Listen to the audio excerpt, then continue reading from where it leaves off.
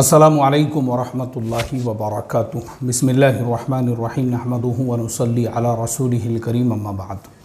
अक्सर लोग मेरे से ये सवाल करते हैं कि मुफ्ती साहब, आप बहुत सारे उन्वानात के ऊपर बात करते हो, डिटेल में बात करते हो, तफसील से बात करते हो, उसके हवाले देते हो, बहुत सारी चीज़ें आपके जहन में रहती है, तो उसकी वजह क्या है, उसका रीज़न क्या है? देखो, उसकी सबसे बड़ी वजह और सबसे बड़ा रीज़न ये है कि मैं अपने जहन को, अपने दिमाग को एकदम बिल्कुल पाक और साफ़ रखता हूँ। गंदगियों से, गिलाज़तों से मैं अपने आप को बहुत ज़्यादा दूर रखता हूँ, यानी अपने दिमाग को। अब मैं आपको बताता हूँ गंदगी, गिलाज़त किसे कहते हैं। जैसे मिसाल के तौर पे दूध का एक बर्तन है और उसके अंदर अगर थोड़ा सा भी नींबू का एक कतरा चला जाए तो आप देखेंगे कि नींबू का एक कतरा जाते ही वो दूध फट जाएगा और वो दूध जो है बजाय दूध के कुछ और बन जाएगा। लेकिन अगर आपको उस दूध को बाकी रखना है तो उसमें किसी भी चीज़ को आपको आने नहीं देना पड़ेगा। सेम टू सेम मैं अपने जहन की ऐसी ही हिफाजत करता हूँ, और अगर आप अपने जहन की ऐसे ही हिफाजत करना चाहते हैं तो कुछ बातों का ध्यान रखो। सबसे पहली चीज़, बहुत सारी मर्तबा ऐसा होता है, हम मजलिसों में बैठते हैं, हम लोगों के साथ बैठते हैं, वहाँ पे ग़ीबतें बयान होती है और हम जो है ना सुनकर फ़ौरन उस पर भरोसा कर लेते हैं। किसी ने किसी की बुराई बयान किया, किसी की ग़ीबत, हम फ़ौरन आंखें फाड़ के जो अरे ऐसा हुआ, अरे वैसा हुआ, अरे यार मुझे तो मालूम ही नहीं था। तो ये जो आपका है ना, इस तरह की जो हरकतें हैं वो इस बात को ज़ाहिर कर रहा है कि आपका दिमाग आपके ख़ुद के कंट्रोल में नहीं है। मतलब आप इतने कमज़ोर इंसान हो कि किसी ने भी आके आपके कान में धार मार दिया तो फ़ौरन आप उसकी बात को हक़ मान लेते हो, सच मान लेते हो, उस पर यकीन करते हो। अब मैं आपको मेरा मामला बताता हूँ। मेरा मामला ऐसा है कि पहले तो मैं अपने आप को जो है ना ऐसी मजलिसों से बहुत ज़्यादा दूर रखता हूँ। मेरी होटलों में कहीं बैठक नहीं है। मुझे 6 महीने से ज़्यादा हो गए होंगे, शायद मैंने किसी होटल में कभी चाय पिया होगा। 6 महीने से ज़्यादा, उससे भी ज़्यादा हुए होंगे, मुझे याद नहीं है। इसी तरह से लोगों के साथ बैठना है, मस्जिदों के वज़ू खानों पे, वट्टों पे, चबूतरों पे, बिल्डिंगों के बाहर, इस तरह की ये सब मजलिसों की मुझे आदत नहीं है। और अगर है भी तो जो काम की बात है, जो ज़रूरत की बात है, उतनी बात करो। फालतू में इसने ऐसी किया और उसने वैसा किया और ये सब चीज़ों के लिए मेरे पास में टाइम नहीं है। और मान लो अगर किसी ने कुछ ऐसा बोल भी दिया तो मैं उसकी बात पे बिल्कुल भी भरोसा और यकीन नहीं करता हूँ। मैं आपको उसकी एक मिसाल बताता हूँ। जैसे एक साहब जो है, एक मस्जिद के ट्रस्टी साहब थे, अक्सर मेरी मुलाकात होती थी। उनके बेटी का तलाक हो गया तो अफसोस होता था मुझे। मैंने उनसे 2-4 मरतबा कहा, मैं बोला यार अच्छा नहीं लगता, तुम्हारे बेटी का तलाक हो गया, उसको भी बच्चे वगैरह पैदा हो गए थे।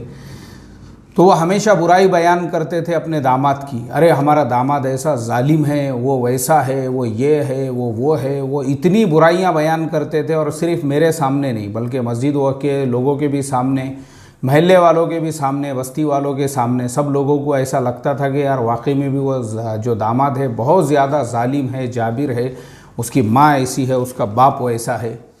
लेकिन मैं आपको बता दूं, ये सब सुनने के बाद में भी, क्योंकि मेरी आदत है, मैं वन साइड बात सुन के कभी भरोसा ही नहीं करता हूं किसी पर, क्योंकि जैसे मैंने आपको बताया मैं अपने जहन की पूरी हिफाजत करता हूं। अब इत्तेफाक ऐसा है, वही दामाद, एक मरतबा मैं ऐसा रोड से गुज़र रहा हूं और वो दामाद मुझे अचानक में नज़र आ गया, अचानक में, और मैं जानबूझ के रुका वहाँ पर। मैंने उसको सलाम किया, उसने वालेकुम अस्सलाम कहा।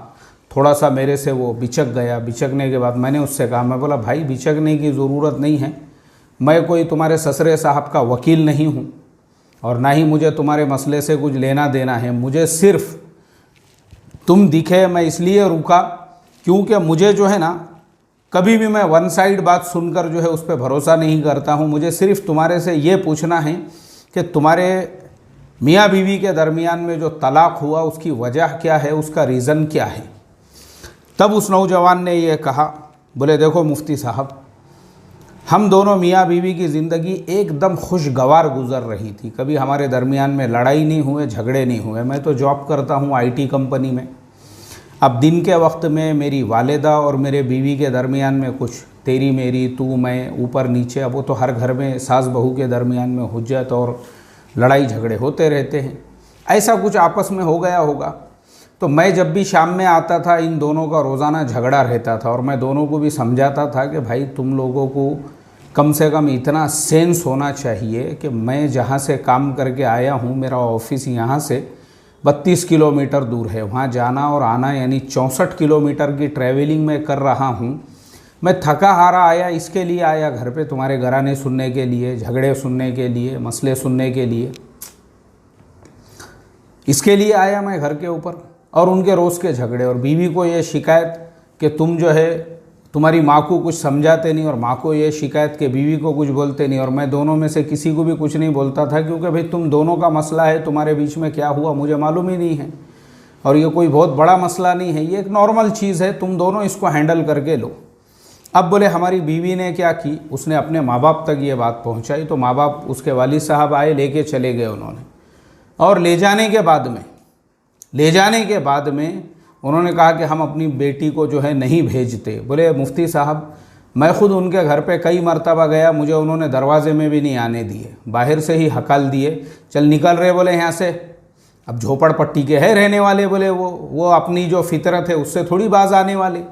दादागिरी भाईगिरी वहाँ तो आम है, गली महलों के अंदर रोज़ाना लड़ाई झगड़े, पुलिस कोर्ट कचहरियाँ, ज़रा सी बात के ऊपर वस्तरे और सत्तूर, ये सब तो आम है बोले वो एरिया के अंदर।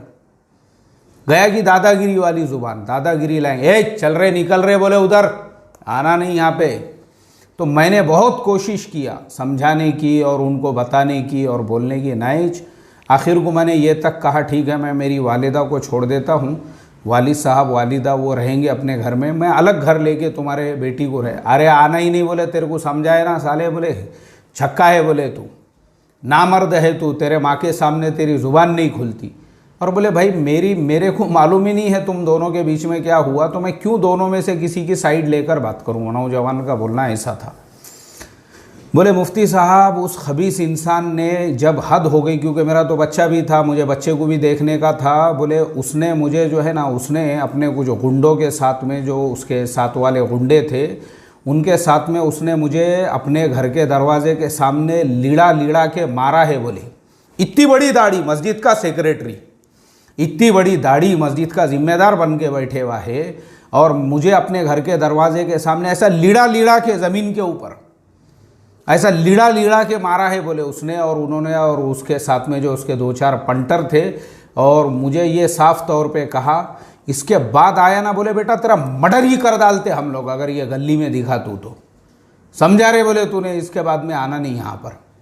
बोले उसके बाद से मैं वहाँ पे गया नहीं, फिर वो तलाक़ की सारी कार्रवाई वगैरह हो गई, अल्लाह हिफाजत फरमाए। तो मैंने जब दोनों साइड का वाक़या सुना तब मुझे पूरी स्टोरी समझ में आई। मतलब मैंने आपको जो बताया ना कि मैं अपने जहन की ऐसी हिफाजत करता हूँ। मान लो अगर मैं पहली मर्तबा वो सेक्रेटरी की बात सुन के भरोसा कर लेता था कि नहीं वाकई में भी उसके दामाद ने ऐसा जुल्म व सितम किया, तो मेरे माइंड में तो यही होता था कि आज मुसलमानों में जुल्म व सितम आम हो चुका है। मैं तो 2-4 बयान ठोक देता था उसके ऊपर, हमारी कौम की बहन बेटियों को जहेज के लिए सताया जा रहा है, जोड़े के लिए सताया जा रहा है, और उनके ऊपर ऐसा जुल्म व सितम हो रहा है।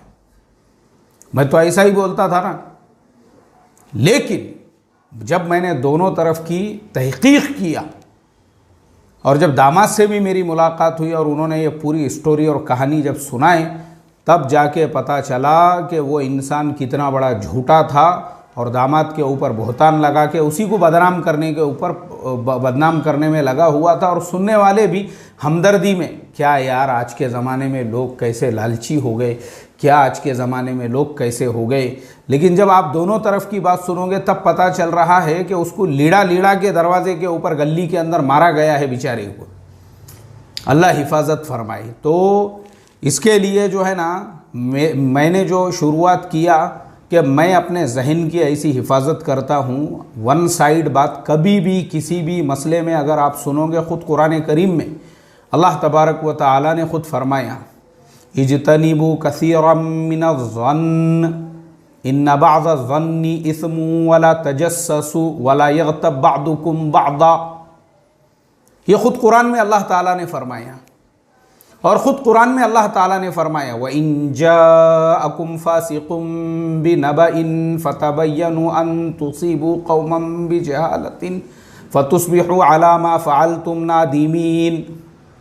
शर्मिंदा कहीं आपको होना ना पड़ जावे वन साइड बात सुनकर। और ये हमारे समाज में आज आम हो चुका है और इसको लोग कमाल समझते हैं। कमाल, जैसे मैंने पिछले दिनों बताया, एक की होटल बंद हो गई। क्यों? क्योंकि होटल के टेबल पे बैठ के लोगों को गीबतें सुना रहा था। तुमको किस्सा सुना था, बोले मैं फुलाने का, इसका उसका। मैं बोला नहीं नहीं, होटल नहीं चला सकता ये, और 15 दिन में शटर डाउन, अल्लाह हिफाजत फरमाए।